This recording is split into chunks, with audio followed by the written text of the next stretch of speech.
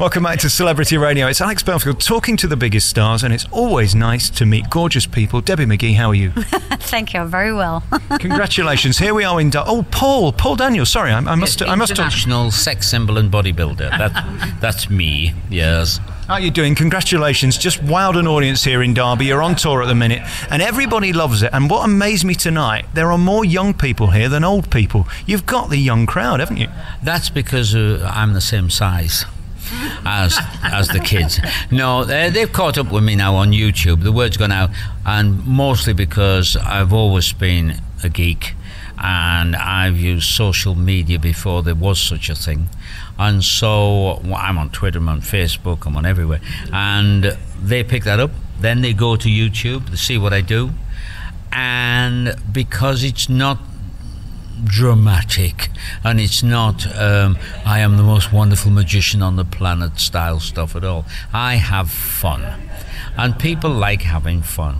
Last night was hysterical because I glanced into the wings during that final routine and there was a stagehand rolling on the floor. I mean, literally rolling on the floor, hugging himself with laughter.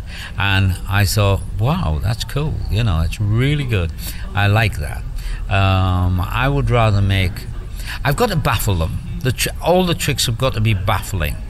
But above that, there's something beyond the trick itself. There's got to be an entertainment factor. And I entertain with comedy. And of course you've got a line for everything. That's your great gift in this show. Nobody can floor you, and that slickness only comes with time. And as we sat down, we were talking about Las Vegas. It's the last bastion of sort of showbiz magic, isn't it, Vegas? Mac King thinks you're the greatest magician in the world. David Copperfield talks about you. How is it to be respected by people who are as great as them? Well, it's deserved. And thank you, Mac. Thank you, David. Thank you, Lance.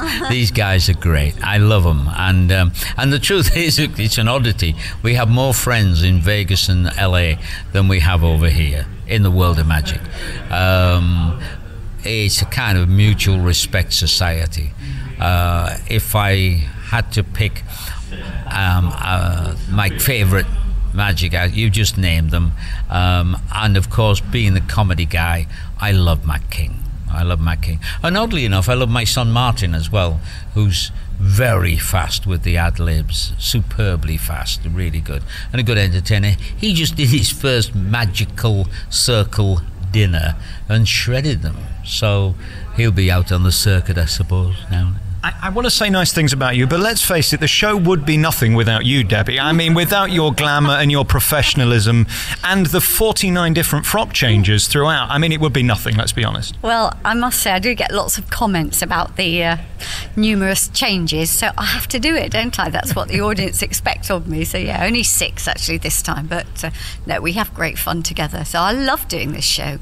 It was all sort of new for this tour, so it's just been completely different, but we've really enjoyed it, so it's been a good tour. Yeah, it's like when Kevin James and his Illusionists team, they came to see the show, and Kevin afterwards, who was a great ideas man, and he said, hey Paul, he said, I've never seen any of this stuff before anywhere. And I said, well, no, I only put it together this last year, you know.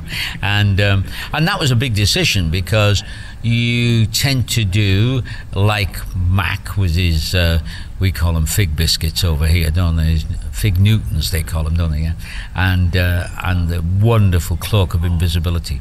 Well, like Mac, I did my show for years, and I'm internationally known for this trick with a cup and a ball and the chairs and the egg, lemon and walnut and all that. And the beginning of, springtime of last year, I just said, nope, I'm going to change the lot. And the only complaint I've had about this show came this week, didn't it, from a magician. One person complained. He was a magician, and he'd come to see the cup and the bowl and the chairs, and I didn't know any of them. And he was, whoa, I paid to see that, you know. No, you didn't. You paid to see me and Debbie's legs. Do you take the compliment, though, that it's a bit like Sinatra in My Way, that we know you for it? And the one thing I would say about you, you're a magician's magician. Some guys come on stage and do a lot of pointing and waving and massive sets sort of do the show for them. You're all about the actual physicality of the trick, aren't you?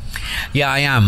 But also, I take the trouble to dress a little. When you're touring, it's okay if you're in Vegas and you're doing a season. I turned down a 10-year contract there. And oddly enough, the fellow who offered me it is coming over in a couple of weeks, isn't he? And from the Tropicana, years ago. And so what happened was, I know that comedians, particularly nowadays, they go out and work in what they call a black box set. All you get is a set of blacks, you know. So we carry the red banners and the white carpet, and we made a bunko banner to change the view and all that. And on one night stands, the venues vary wildly in size and shape and angles of view. I now do seminars for up-and-coming pros, amateurs, anybody who wants to come along and learn. And one of the things I teach is that what is the point of learning a magic trick that can only be performed from one angle? You know, I mean, what's the point of that? Because all my stuff, I can do it in the round, and I have. In boxing rings, I've done it. In circus rings, I've done it, you know. I don't care where the people are, or the cameras. I hate camera tricks. I hate editing to bring about magic, because you might as well employ an actor, mightn't you?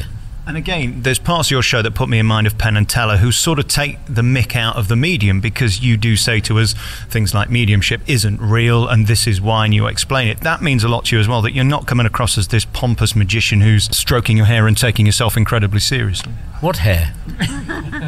What happened to hair? I remember. In fact, the last tour was called Hair Today, Gone Tomorrow. And I think the next tour, because this is the first farewell tour, I think the next tour is probably going to be called the Debbie McGee Shoe Fund Tour. I have no idea yet, but still. Either that or a new rockery. There I was last week on holiday, and I get the Daily Mail, and you're all over it. You're flooded out. How are you? Are your frocks surviving? Oh, absolutely. The thing is, you know, the press, the media want to have a disaster, don't they? Well, we live on the river. So once every 10 years or so, the water comes up high. Now, from an aerial shot, yes, our house was surrounded. We were our own little island. But nothing was in the house. We were getting in and out every day. And we and our neighbours and our little lane were our own community. And when it does come up like that, which, as I said, it's not very often, we all get together in our wellies and go to the local Indian or go into each other's houses, and it's great fun. But of course the press want it to be, oh my God, the house is flooded and whatever, but no, we're quite dry. They were very disappointed because they turned up with photographers and the house was all dry. You know, was that Debbie doing a ventriloquist act? No, and the house was dry and fine, so they asked me about other things. So it's just, we love where we live. We live in heaven for umpteen years, and then once every 10 years, Debbie says, it just, the water comes up, but the garden likes it. It's fine. And in fact, 10 years ago, it was much higher than this year. Yeah. So you're thinking yourself lucky, really? Well, yeah, yes. I mean, you know, we would just expect at some point it's going to come up. And the thing we have become experts at is what flowers survive standing in water for a week. Because that's the thing with the press, you know, they make it look like it's going on forever, but we had 2 days where the water was that high and a week where it was sort of, you know, just up to a couple of inches over the driveway. So, and to us that's nothing. And we have a great lawn in the summer once we've had the flooding, don't we? No man is an island. And of course they love to report how much your house is worth, and it is beautiful, let's face it. And that of course was down to the 80s and the 90s of you being two of the most famous, loved and popular stars on TV. I don't think it's ever going to happen again.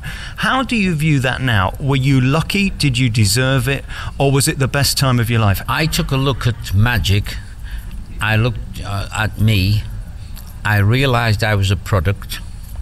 I employed a marketing guy to get me on TV. I looked at magicians on TV, like the great Johnny Hart, who did the same act every time he went on, and I decided that was a marketing mistake. And so I turned show business into show business, and I'd already plotted routines. In fact, I opened a box just last week, and it was full of my original writings about what I would do if I got on TV. And it was routines that I still haven't got around to doing, I guess, some of them. But when I first offered them up, they said, oh, these are perfect. How much do you want for them? Tommy will do them. And I said, no, you don't get it, dear. They laugh at Tommy when it goes wrong, and they laugh at me when it goes right. There's the difference, you know. And now I teach people how to be funny, how I developed comedy, because I used to be very shy, for real. And how I developed it, you can do it. I know all about illusion and dramatic magic and music magic and mind reading magic, only because I've done nothing else but read about it for 60 odd years. I think also, which is what something I know you say to the young magicians as well, is don't watch other magicians, be yourself, but watch other performers who've been there for a long time or who are good, because that's how you learnt, and that was my background. Wasn't magic. I hated magic, but it was theatre, so I was taught a lot of theatre craft, which I was always amazed at what Paul knew without having the training that I'd had. And it's only because I'm nosy. You know, how does that work? Yeah. And also, I said, when Paul said he employed a marketing guy to get him onto television, is that, you know, some of the things that people never get to hear about is, yes, he did employ a guy, he, you know, and treated it like a business, but he also got this guy to sit in the reception of the BBC for 3 days and nights. He didn't go home. And he just, every time he knew who, in those days, there was a guy that booked acts and booked variety.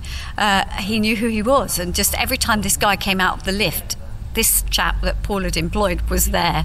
And this chap is now an executive producer in television himself. But yes, he is. That's what he did. And a few years back, the BBC wanted me to go to America, where I was unknown, to see if I could make a living. And they dropped me in Peoria on Thanksgiving Day. There was absolutely nothing in town. There was nobody moving, walking, anything. But by that night, I was on television. The next day, double-page spreads in the newspapers, and their BBC team hadn't a clue how I was pulling this stuff off at all. But every time I showed a trick to somebody, and they said, "Oh man, you're a really special guy," I said, "Really think so? Thank you very much. Here, if you think so, ring this number and tell them." And I was handing out local TV stations, television numbers, and press and all that. And so at lunchtime, the waitress said, "Oh my God, I just love that magic trick you just did." And I said, "You really think so? Phone this number." So she phoned the television, and they said, "We keep hearing about this guy. Where the hell is he?" And she said, "He's sitting in my restaurant. Don't let him go." Well, the BBC, with their mini cameras, taking secret candid camera type views of what I was up to, were astonished to see this team come in with full-size TV camera, lighting and everything, and I did the interview. So by the next night, I was doing a comedy club that another guy on the bill had been trying for 8 months to get onto. It's marketing. That's what it is. But isn't it also that you were the first to do it? I mean, it's all very well you telling 1,000 people what you did and how they can achieve it, but you were the first couple on TV that people fell in love with. That was fun. Seeing the way that you performed was fun. And of course, you'd learnt your craft. I think that's where it's gone wrong now. People want to be a star without necessarily having the talent to pull it off. Magically, your main problem now is for a decade or more, they've all focused on close-up magic. Oh, you know, they think it's wonderful. That's the easiest form of magic to do, close-up magic. The most difficult form is walking onto a stage. Cabaret clubs, well, I learned in the working men's club, still stages, you know, where they really let you know. And so, for me, if you can only do one thing in magic, you really are missing the hobby. It's a fabulous hobby. You should try it all, and you might find something else you like. And also, you got more to market. You know, if somebody comes along and says, "Can you make a JCB excavator appear?" I said yes.